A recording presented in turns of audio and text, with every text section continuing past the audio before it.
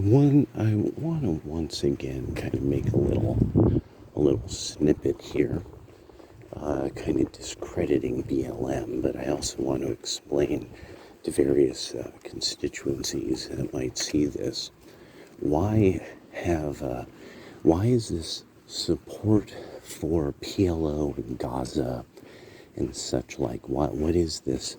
Why do black people have this kind of fixation on this that was relatively unexpected, I think, by most people?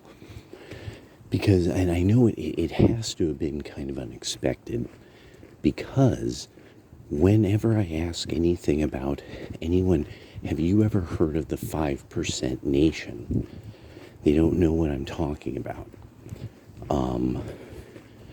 So they don't know about like what the kind of cultural basis of hip hop and rapping was like, or like one of the key cultures that shaped the very thing we call rapping.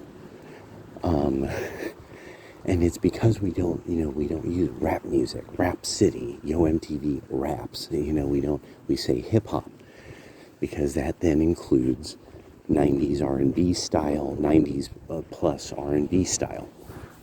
And to some degree, I think new and used soul, which I don't really, it's kind of like mushroom jazz, but not done as well. I don't know. So anyway, which I think new soul is more of a thing that actually maybe spawned off of mushroom jazz, that series of recordings. Anyway, so one of the things that had come up was a notable rapper and actor associated with the 5% Nation for decades, and his commentary on one show about that he didn't really care about BLM, and the reason why is he's 5%, and it's just this idea of like, it's not like we already knew, that. Oop.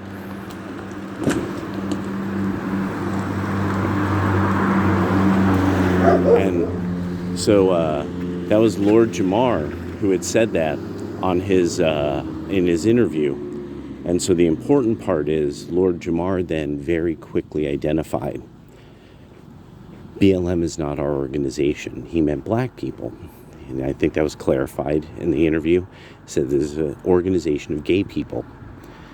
Now the thing is when they took in their most amount of money via the Act Blue platform, the donation platform, one of the most important things to know about is people like me and my little group, we collected the names of the people they said were their staff.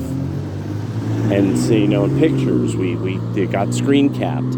There are overwhelmingly, 60% at least, overwhelmingly, quite obviously Jewish people, or people with some of the most German Jewish sounding names. And it's one of these patterns that when you hear this from older black Americans during the period of rap music, where political rap music started, when it started, a lot of older black people would say some pretty weird stuff about Jews. And you'd be like, what the fuck?